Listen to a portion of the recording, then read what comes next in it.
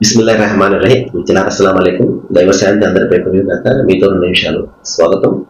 మనము ఘోరమైనటువంటి పాపాలు తెలుసుకుంటూ అందులో నిన్న మనము బెట్టింగ్ గురించి, అదేవిధంగా ఇంకొక పాపం గురించి తెలుసుకున్నాం. ఇవన్నీ ఎందుకు తెలుసుకోవడం? ఎందుకంటే మనం దూరంగా ఉండాలి, మనం పరిశుద్ధమైనటువంటి జీవితాన్ని అలవర్చుకోవాలి, మన కుటుంబం బాగుండాలి, మన కుటుంబాల ద్వారా సమాజం బాగుండాలి. సత్ సమాజం, మంచి సమాజం ఎప్పుడైతే ఉంటుందో అందరు సుఖంగా శాంతిగా ఉంటారు. లేకపోతే ఏం జరుగుతుంది? ఈ చెడుల వలన మనం ఎఫెక్ట్ అవుతాం. మనకి ఎక్కడో చోట అది కూడా తగులుతూ ఉంటుంది. ఇంకొకటి దొంగతనం. గతంలో దొంగతనం అంటే కన్నాలు వేసేవారు. ఇప్పుడు ఏమి కూడా అవసరం లేదు. వైట్ కాలర్ క్రైమ్స్ వచ్చేసినాయి. ఇప్పుడు ఏమంటే స్కామ్స్ వచ్చేసినాయి. అతను నీట్గా ఒక ఏసీ రూమ్ లో కూర్చుంటాడు, కంప్యూటర్ ముందు పెట్టుకుంటాడు. ఆన్లైన్ ద్వారా అతను ఏం చేస్తాడంటే డబ్బులు, మన అకౌంట్ లో ఉన్నటువంటి డబ్బులను అతను దాంట్లో తీసేసుకుంటాడు. ఏ మాత్రం కూడా కాలర్ నలగకుండా, వైట్ కాలర్ క్రైమ్స్ అనమాట, కాలర్ నలగకుండా ఇంకొకరి యొక్క డబ్బులు తీసేసుకోవడం. ఎన్ని చూడడం ఇది మనం డిజిటల్ అరెస్ట్ అని చెప్పేది.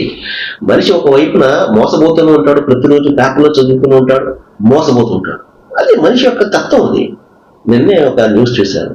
ఒక రిటైర్డ్ ఎంప్లాయీ సుమారు 1,50,00,000, 1 కాదు 2 కాదు, అప్పు సొప్పు చేసి 1,50,00,000 అతను అప్పచెప్పాడు. స్కామ్స్ ఏదైనా, ఏ స్కామ్ అయినప్పటికీ కూడా దానికి మూలం ఏంటి? కష్టపడుకుంటూ డబ్బులు సంపాదించాలి, మరొకరి యొక్క డబ్బులు మనం తీసేసుకోవాలి. ఇది ఎంత ఘోరమైనటువంటి పాపం అండి. ఒకరు ఎంత కష్టపడి సంపాదించుకుంటారు డబ్బులు, వారి యొక్క కష్టాన్ని దోచుకోవడానికి మనకి ఏ హక్కు ఉంటుంది చెప్పండి? ఎంత తప్పు కదా అది. ఒకవేళ అటువంటి పరిస్థితుల్లో మనం ఉంటే, అంటే మన కష్టపడినటువంటి సంపాదన ఒకడు తీసేసుకుంటూ ఉంటే మన మనసు ఎంత బాధ కలుగుతుంది, ఎన్ని శాపనార్థాలు పెడతారు. అందుకని వారి జీవితాలు చూడండి ఎలాగుంటాయో. జైలు పాలు అవుతాయి, లేకపోతే ఇంకొక చెప్పులతోటి సరైనటువంటిది కాకుండా ఉండదు. అయితే మనము ఇటువంటి దాని నుండి బయటపడడానికి కూడా మనం స్వయంగా ఎలాగో చేయకూడదు.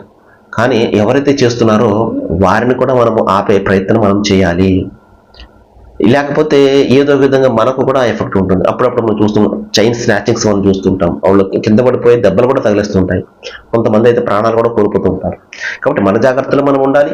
ప్రభుత్వం ఇస్తున్నటువంటి, పోలీసుల వ్యవస్థ ఇస్తున్నటువంటి జాగ్రత్తలను కూడా మనం పాటించాలి. మనం ఎంత జాగ్రత్తగా ఉన్నప్పటికీ కూడా ఎక్కడో చోట మనం కాలు జాగ్రత్తగా మనం ఉండాలి. ఇతరులను కూడా మనం ఎడ్యుకేట్ చేస్తూ ఉండాలి.